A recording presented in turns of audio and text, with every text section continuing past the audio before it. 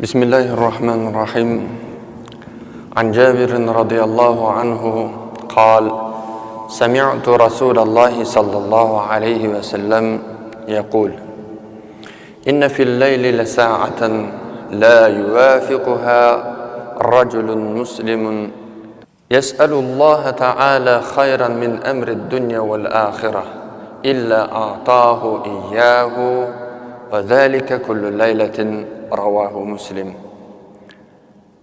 Jabir radıyallahu anhu Peygamberimiz sallallahu aleyhi ve sellem'den былай естідім дейді. Әр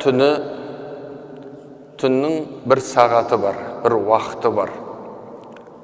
Ол уақытта мұсылман пенде Алла тағаладан дүние ақыреті үшін бір хайырлы іс сұраса, қажетін сұраса, Алла тағала ол екеуін дүние үшін, ақыреті үшін хайырлы болған істі әлгі кісіге береді дейді.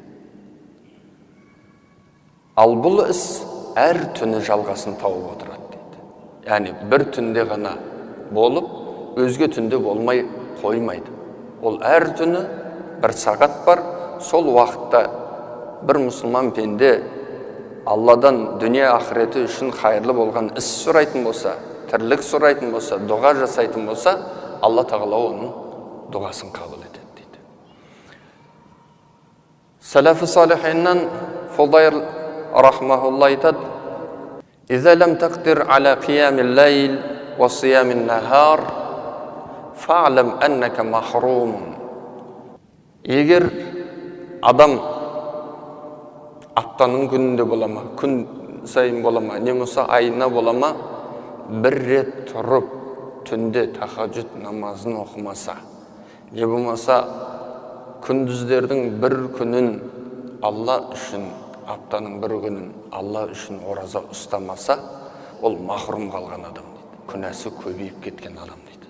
Егер адам аптасына, не болса айына бір рет болсын тахаджуд намазын оқи алмаса, не болса аптасына айына бір рет, екі рет жаңағы күндіздері ораза ұстай алмаса, ол адамның күнәсі көбейгендігі дейді.